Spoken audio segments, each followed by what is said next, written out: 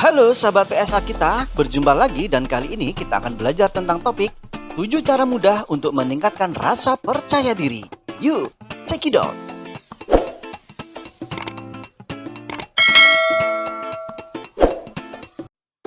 Nomor 1, rekamlah ceritamu. Kata percaya diri digunakan dalam banyak konteks yang berbeda. Dalam bahasa Inggris diistilahkan dengan confident hingga self-worth.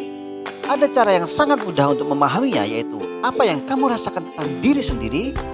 Banyak energi positif dan negatif yang kamu rasakan dalam diri sendiri yang mempengaruhi cara pandang tentang siapa dirimu dan apa yang bisa kamu lakukan. Memang tidak mudah untuk mendefinisikan siapa saya. Kebanyakan orang bingung bagaimana mengidentifikasikan siapa dirinya secara mendasar. Kebingungan ini akan menyebabkan banyak energi negatif bermunculan dan perasaan tidak sempurna. Ketika kamu sulit mendefinisikan apa yang sedang dirasakan, secara alami kamu cenderung mengkritik diri sendiri karena di dalam benakmu ketika seseorang mulai menilai diri sendiri, seharusnya tahu apa alasannya.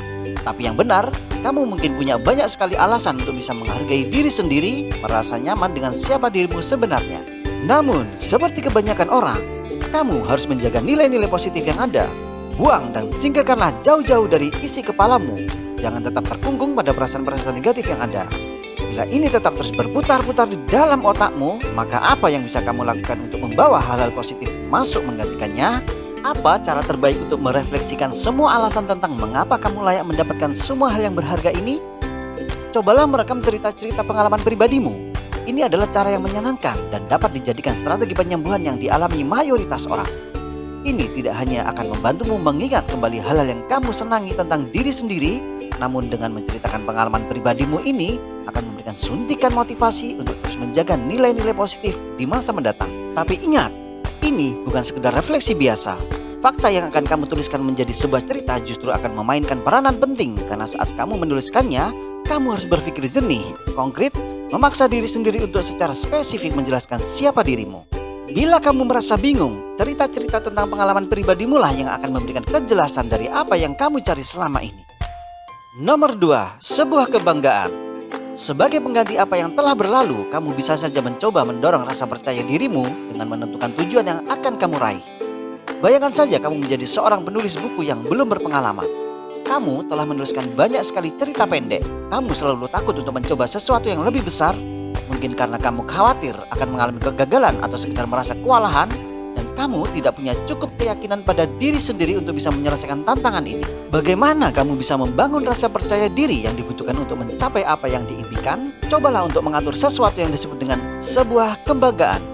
Sebuah kebanggaan adalah satu tujuan spesifik yang ingin kamu raih untuk membuktikan sesuatu pada dirimu sendiri. Kita lihat kembali contoh sebelumnya. Sebuah kebanggaan yang dimaksud mungkin telah kamu tuliskan dalam satu bab, karena bila kamu dapat menuliskannya dalam satu bab itu menandakan bahwa kamu bisa menuliskan bab yang berikutnya dan seterusnya hingga kamu selesai menuliskan keseluruhan isi bukumu. Dengan menciptakan dan meraih satu kebanggaanmu sama artinya dengan memberikan dirimu sebuah sumber motivasi yang konsisten, dan yang terpenting adalah sumber rasa percaya diri. Dengan melakukan hal langkah kecil ini, kamu akan menemukan rasa percaya diri yang tulus pada dirimu. Tujuan utamamu pada akhirnya serasa seperti sesuatu yang bisa diraih secara realistis, bukan sekedar angan-angan. Semua yang sudah kamu kerjakan merupakan satu hal yang telah kamu pilih, yang dapat diatur. Namun, tantangan dari sebuah kebanggaan dan konsentrasi dari seluruh perhatianmu adalah pada satu tujuan. Bila kamu dapat melakukannya, maka rasa percaya dirimu akan mulai meluncur. Nomor 3, pelajari dirimu sendiri. Kamu juga bisa mendorong rasa percaya dirimu dengan merubah hal dasar, seperti cara kamu berbicara. Misalnya, kamu mungkin terbiasa menggunakan bahasa yang mengkritik diri sendiri. Kamu sama saja memotong kesuksesanmu, memperkecil pencapaian, dan berlebihan menilai orang-orang di sekitarmu. Masalahnya adalah kamu mungkin tidak mampu mewujudkan apa yang kamu kerjakan. Hal ini hampir terjadi begitu saja. Jadi, bagaimana caranya kamu bisa merubah sesuatu yang tak pernah terpikirkan? Cobalah pelajari cara kamu berbicara.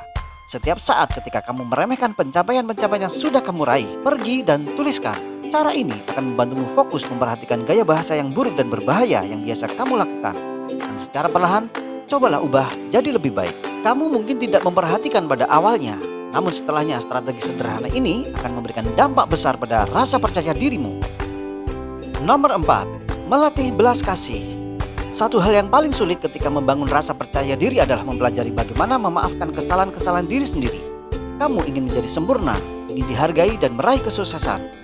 Jadi, bila mana ini tidak terjadi, jangan sekali-sekali kamu berpura-pura seakan-akan tidak terjadi apapun atau menjadi musuh terburuk bagi dirimu sendiri. Kamu mencela dirimu sendiri dan merasa sakit hati, tapi kedua pendekatan ini memiliki kesamaan masalah fundamental. Keduanya tidak fokus pada melestarikan kebaikan. Kamu mencoba memelihara gambaran yang rentan akan diri sendiri. Kamu berharap bisa menjadi orang yang benar-benar sukses, sehingga kamu bereaksi secara negatif setiap saat bila ini tidak terwujud. Kamu mengabaikan kesalahan-kesalahan atau juga menghancurkan diri sendiri, dan perlahan namun pasti kepingan-kepingan rasa percaya dirimu akan musnah. Jadi, apa yang perlu kamu lakukan untuk menggantikannya? Rahasia sebenarnya di balik rasa percaya dirimu adalah dengan tidak melakukan apapun, dengan terus memelihara kebaikan yang ada. Ini soal memaafkan hal-hal buruk.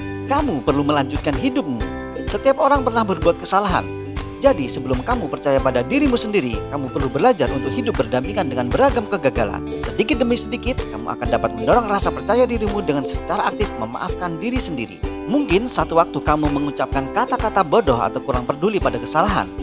Ambillah waktu sejenak untuk mengakuinya, kemudian apapun yang telah terjadi, kurangi dan kendurkan dirimu. Nomor 5, kembali ke masa lalu.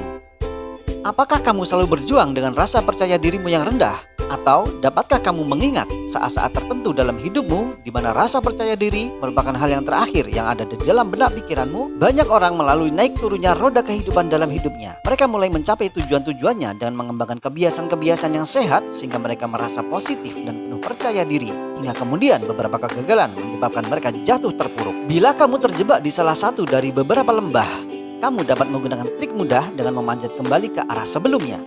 Arah ini membawa saat-saat menyenangkan dalam hidupmu ketika kamu merasa termotivasi, merasa begitu menyayangi diri sendiri. Tidak menjadi masalah bila itu terkait hal-hal yang terjadi seminggu, setahun, atau bahkan 10 tahun yang lalu. Refleksikan hal itu dalam hidupmu dan tanyakan pada diri sendiri, bagaimana caranya kamu bisa memanjatnya hingga ke puncak. Bagaimana dengan saat-saat hidupmu mencapai keunggulan di tempatmu bekerja? Atau mungkin kamu pernah memiliki geng pertemanan yang sangat menyenangkan. Seringkali dengan merefleksikan diri kembali ke masa silam, kamu akan belajar sesuatu yang baru tentang apa yang bisa membuat kamu bahagia. Contohnya, ketika banyak orang suka bersekali bercerita tentang orientasi karirnya, mereka fokus dan menghabiskan energinya untuk bekerja sepanjang hari. Namun, pekerjaan mereka secara konsisten membuatnya tidak memadai atau merasa tidak aman. Sehingga mereka mencoba berpikir kembali ke masa sebelumnya ketika mereka mengenang saat-saat menyenangkan dan mereka mewujudkan sesuatu yang merubah hidupnya. Mereka merasakan hal terbaik pada dirinya. Jadi, justru ketika membantu sesama dan bukan saat berkonsentrasi pada karirnya. Poin penting pada bagian ini adalah jika kamu sedang berjuang dengan rasa percaya dirimu, cobalah untuk mengunjungi kembali masa lalumu. Ini adalah cara mudah dan sederhana untuk memicu mental positifmu dan kamu mungkin akan menemukan sesuatu yang baru dari diri sendiri selama proses ini berlangsung. Nomor 6, lakukan dengan caramu sendiri. Orang-orang yang ingin tampil sempurna, apakah saat itu usia 15 tahun atau 50 tahun, bisa jadi berpikir tentang ingin mendapatkan pengakuan status sosial yang layak. Ini mungkin terlintas di dalam benak pikiranmu saat kamu sedang mengenakan pakaian di pagi hari, ketika berjalan-jalan melewati pertokoan, atau ketika duduk di balik meja kerjamu.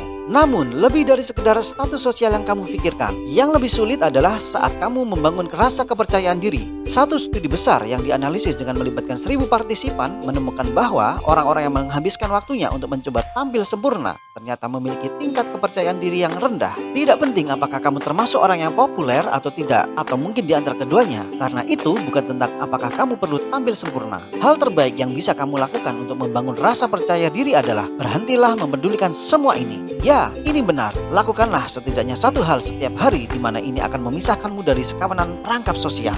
Bisa jadi terkait caramu merubah gaya keseharian atau hanya sekedar melakukan hobi baru. Tidak masalah, selama ini kamu ukir dengan caramu sendiri. Jika kamu fokus membuat dirimu merasa bahagia, maka kamu akan menemukan beragam alasan kebaikan yang baru untuk menghargai keistimewaan individualmu.